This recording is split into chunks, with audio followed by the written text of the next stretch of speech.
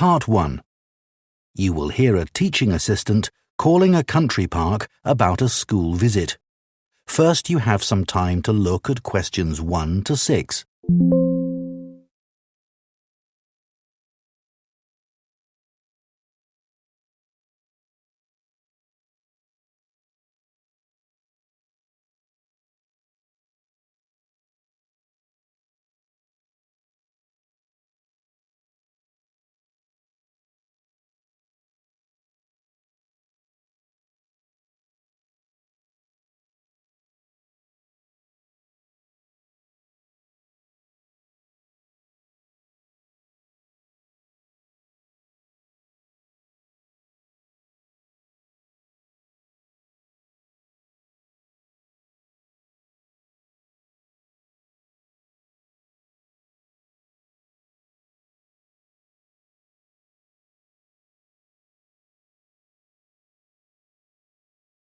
Two of our classes.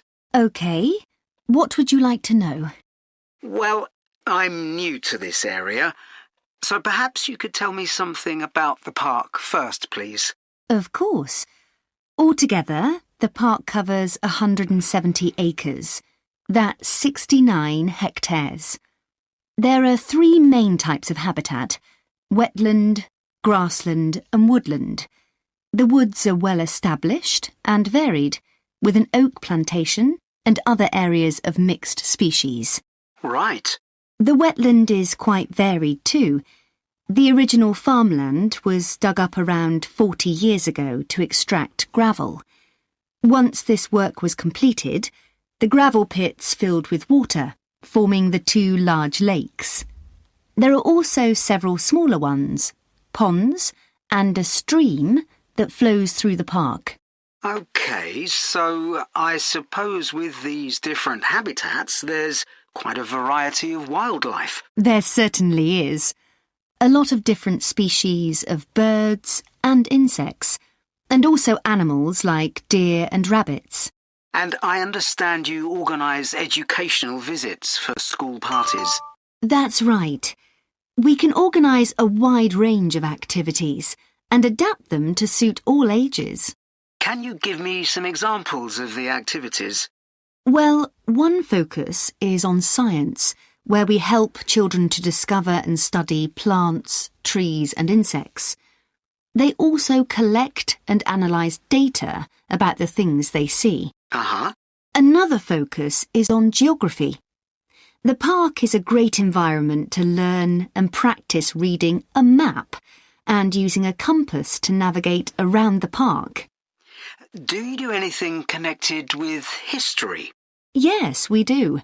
For instance, the children can explore how the use of the land has changed over time. Then there's leisure and tourism. That focuses on your visitors, I would imagine. Yes, mostly. The children find out about them, their requirements, the problems they may cause, and how we manage these.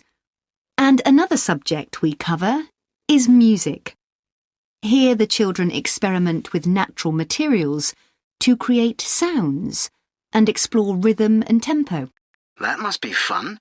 Most children really enjoy it. Before you hear the rest of the conversation, you have some time to look at questions 7 to 10.